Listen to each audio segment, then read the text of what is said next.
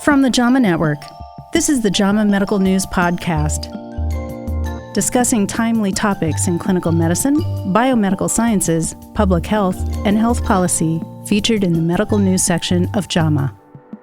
Welcome to this news roundup. I'm Jennifer Abbasi, Director of JAMA Medical News. Today we'll discuss 3 stories we published in recent weeks. First, we'll hear about the fate of bariatric surgery in the new era of weight loss drugs. Then we'll talk about compounded versions of these weight loss drugs.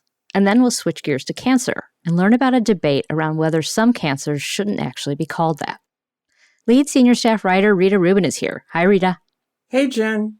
And Associate Managing Editor Kate Schweitzer is here. Hi, Kate. Hi.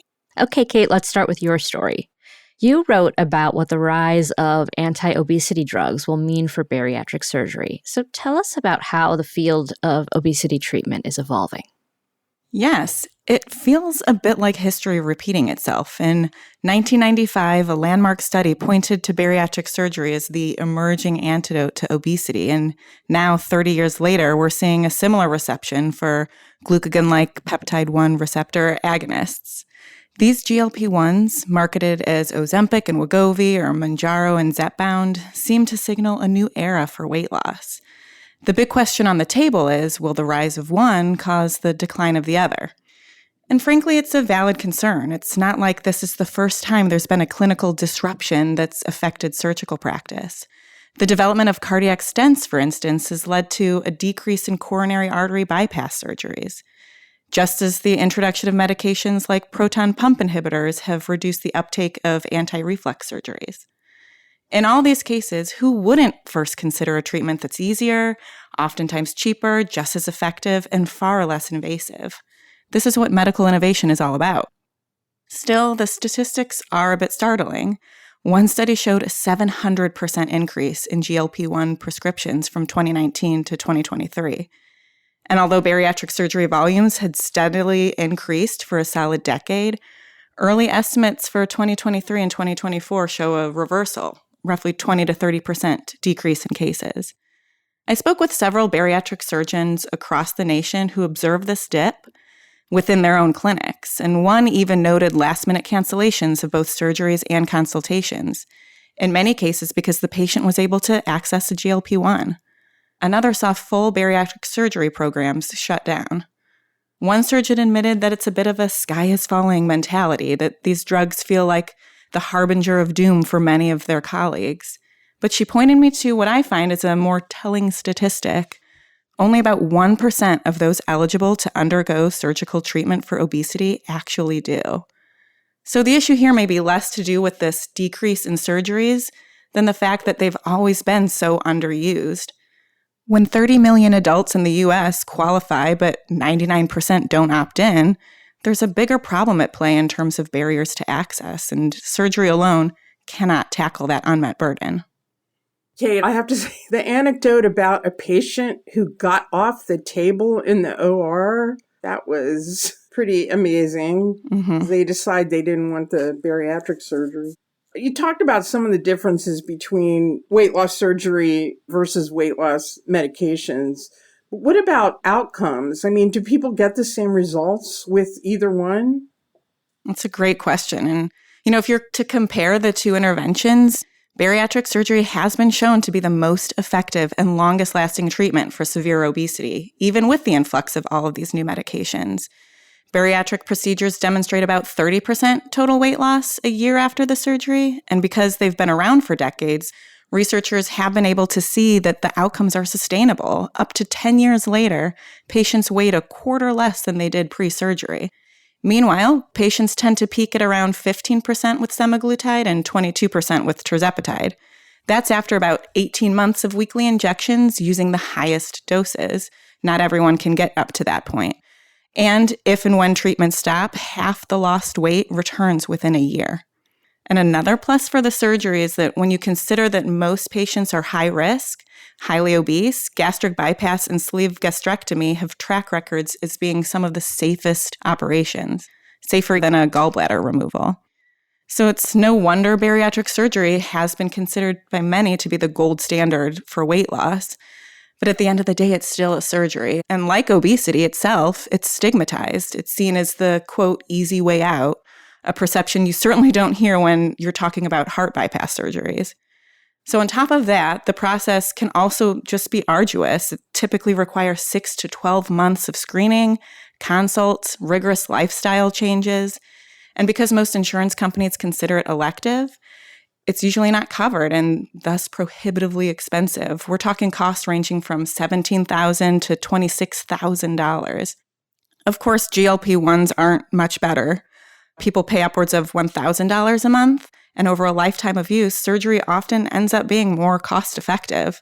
So you can see there's a lot to consider here. So Kate, taking all of this into account, the experts you spoke with, how did they feel this is all going to play out in clinical practice? No one I spoke with believes that GLP-1s should replace surgery. Most agree that this isn't an either-or or one-size-fits-all scenario. What seems more likely is the opportunity for clinicians to begin offering combination therapies. So a patient with a very high body mass index may opt to use meds to lose some preliminary weight before a major surgery. Or for those who experience weight regain after a surgery, the drugs could then be introduced. If someone can't tolerate the adverse effects of the injectables, a lot of those include vomiting, nausea, surgery could be the next path forward. And younger patients may look at their options and decide they'd rather do a one-time intervention than stick themselves with a needle once a week for the rest of their lives. Meanwhile, older individuals who may be more prone to surgical complications would likely opt for meds. It's important to remember, though, that we're still talking about a very narrow population of patients who are accessing either one of these weight loss options. This debate likely won't affect much change for the majority of people with obesity, particularly among minority groups or those of lower socioeconomic status, and the obesity epidemic is only escalating. The hope here is that rising tides will lift all boats, meaning as GLP-1s gain traction and become more popular, we'll start to see a downshift in those pervasive stigmas around weight loss interventions. And with that, more people may consider their options, certainly those beyond the trademark diet and exercise that's been proven to be ineffective long-term. And in doing so, they may discover that surgery is the best fit for them, or they'll start with the meds and then warm up to the idea of surgery. So the rise of GLP-1s could be an opportunity to bring more people than that 1% into the operating room. All right. Thank you, Kate. And that segues really nicely to another story we ran this month on a super hot topic right now, which is compounded versions of these GLP-1 drugs. This story was written by freelance journalist Kate Reuter, and I'll share some of the highlights. So patients are flocking to compounded semaglutide and tirzepatide, which are the drugs in Ozempic, Wegovy, Mounjaro, and Zepbound. So we looked into whether the compounded versions are safe. A couple of things to note about them. The FDA allows compounding pharmacies to make copycats of drugs during drug shortages, but it doesn't monitor compounded drugs for safety, effectiveness, or quality. And the agency has expressed concerns about the safety of compounded GLP-1 drugs. As of November, there were something like 600 adverse event reports logged with the FDA. But I think it's important to note that many of these reports were similar to what's being reported with the branded versions. The biggest concern really turns out to be the dosing errors that have caused hospitalizations, rather than problems with the compounded medications themselves. And that comes down to many compounders using multi-dose vials or overly large syringe sizes, which can be confusing for patients to use. And clinicians have also miscalculated doses by incorrectly converting milligrams to units or milliliters. The FDA also noted that some compounders are adding ingredients such as vitamin B12 or L-carnitine into their semaglutide products, and it warned that these combinations haven't been proven to be safe or effective. The agency has also received reports of some compounders using semaglutide sodium or semaglutide acetate, which are salt forms of semaglutide that are different active ingredients than the base form of the drug used in the FDA-approved medications. The FDA urges consumers to use state-licensed compounding pharmacies if choosing to purchase compounded GLP-1 drugs. Jen, why are the compounded GLP-1 drugs so popular now? Yeah. So to give you a sense of this, in a November letter to the FDA, a trade group noted that state-licensed traditional compounding pharmacies and FDA-registered outsourcing facilities had filled 80 million compounded prescriptions for semaglutide alone over the past 12 months. Now, several factors are driving this. First, semaglutide and tirzepatide have quickly become incredibly popular for weight loss, and this demand has led to shortages. The companies that make the FDA-approved drugs haven't been able to keep up with the demand. Moreover, insurance coverage for these drugs is spotty, and they're really expensive out of pocket. As Kate mentioned, it's about $1,000 per month for Wegovy and about $1,300 for Zepbound. And when you compare that with $200 to $300 per month for the compounded versions, you can see why they've become so attractive to patients. They're also being advertised absolutely everywhere, and that goes for both the FDA-approved drugs and the compounded versions. Large national telehealth companies like Hims & Hers, Noom, and Ro are selling compounded obesity medications prescribed by healthcare professionals over video and phone appointments. And medical spas are also offering them to clients. So it's a combination of all of these factors, really.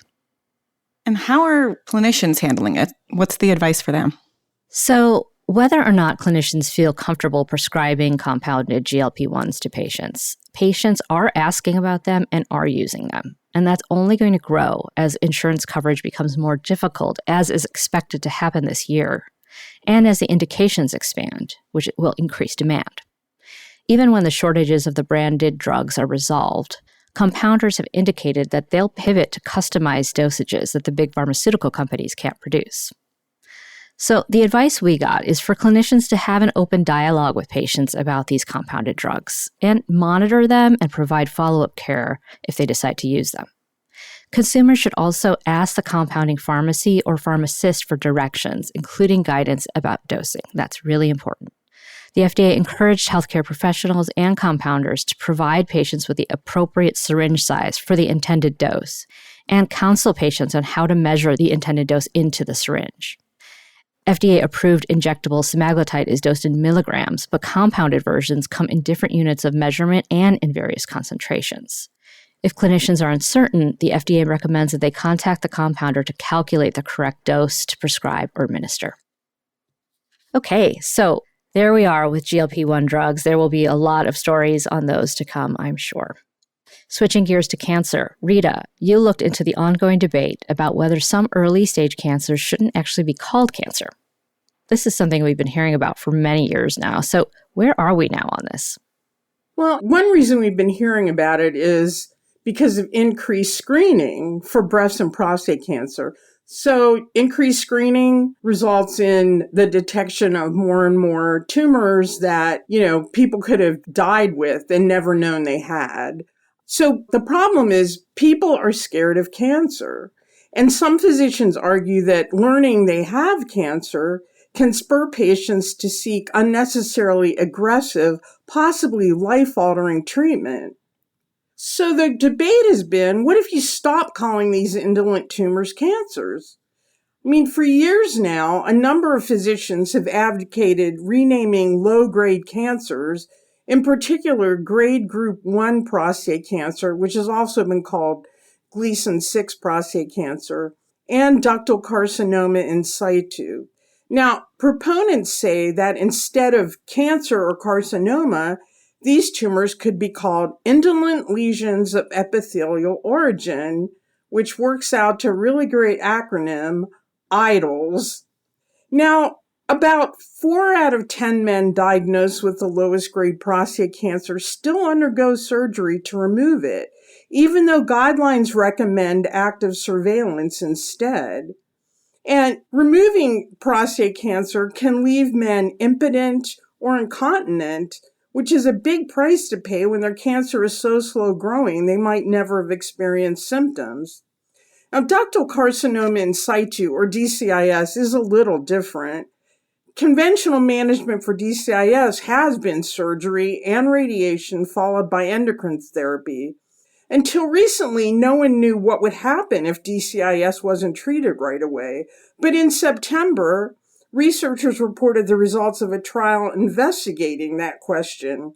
Now, this multi-center U.S. trial enrolled 1,000 women with hormone receptor positive grade 1 or grade 2 DCIS and randomized them to conventional management or active monitoring. And active monitoring, in this case, consisted of breast imaging and physical exams every 6 months.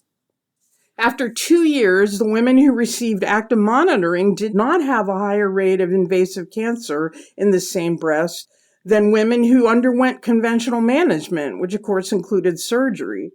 Now, the researchers plan to continue to follow the women for 10 years to see whether that changes, that the women who are in the active monitoring group end up having more invasive cancers. But for now, at least, these findings do provide evidence that it's not necessary to rush to treat DCIS. The main concern about relabeling GG1 prostate cancer and DCIS as not cancer is that physicians and patients might not take them seriously enough and skip active surveillance. No matter what you call these indolent tumors, the experts I spoke with agreed that physicians need to make sure that patients understand what they have. Okay, stop calling them cancer, but make sure patients understand such tumors are risk factors for cancer and require monitoring. Or keep calling them cancer, but make sure patients understand that their tumors are unlikely to cause problems, so active surveillance, not immediate treatment, is appropriate. A big part of your reporting, Rita, covered the successful relabeling of a non-invasive tumor. Can you tell us about the thyroid lesion that's no longer called cancer? Right. As the physician who was instrumental in this told me, it is different from GG1 prostate cancer or DCIS. And the reason is, this is a non-invasive type of tumor in the thyroid, and it does not appear to be invasive. And so an international team of researchers published a paper in 2016 in JAMA Oncology. It's a really interesting study. They found 100 people around the world who'd been diagnosed with this particular tumor, and for which the conventional treatment was removal of the entire thyroid gland and then radioactive iodine therapy to make sure there aren't any remaining cancer cells. Then you have to be on thyroid replacement hormone the rest of your life. And even, after getting radioactive iodine therapy, you have to take a number of precautions for a certain period of time after that because you're actually emitting radiation. But they found 100 patients who had been diagnosed with this particular thyroid tumor, but for, whatever reason, did not have their entire thyroid removed. These patients had been followed for 10 years to 26 years, and it turns out they were all alive at the end of that period, and they were fine. There was no evidence of cancer. And so the scientists published this paper in JAMA Oncology and said, we don't think this should be called cancer anymore because you don't need to treat it as aggressively as other thyroid cancers. And, it happened pretty quickly. In 2017, the World Health Organization agreed. And so this particular thyroid tumor is no longer called cancer. And one big difference between this and DCIS and GG1 prostate cancer is the treatment now for this particular thyroid tumor is you take out the lobe in which there is a tumor, but you leave the rest of the thyroid, and that's it. That is basically curative. These patients don't have to go in for monitoring to make sure, that they have no more thyroid cancer. So that is a big difference. But the physician I interviewed who was instrumental in this said, to really convince people, you need to collect the data. And they did that here. Okay, thank you, Rita. It will be interesting to see how this debate continues to evolve for those indolent breast and prostate cancers in the coming years. All right, if you'd like to learn more, we'll include links to the stories we discussed in the show description. In the past weeks, our writers have also reported on a new recommendation from the CDC to quickly detect bird flu infections in patients hospitalized with influenza. We also covered the Oropouche virus, an insect-borne virus that mimics dengue virus infection. Oropouche has expanded its range over the past year and is spreading in the Americas. And finally, our interview series on artificial intelligence and clinical practice continues. You can listen to these episodes in this show's feed, at JAMA Network's YouTube channel, or at JAMA.com. Or better yet, follow the new JAMA Network podcast, JAMA Plus AI Conversations. That's it for this JAMA Medical News Summary. I'm Jennifer Abbasi. Thanks to Rita Rubin and Kate Schweitzer. This episode was produced by Daniel Morrow at the JAMA Network. To follow this and other JAMA Network podcasts, please visit us online at jamanetworkaudio.com. Thanks for listening, and join us again next time. This content is protected by copyright by the American Medical Association with all rights reserved, including those for text and data mining, AI training, and similar technologies.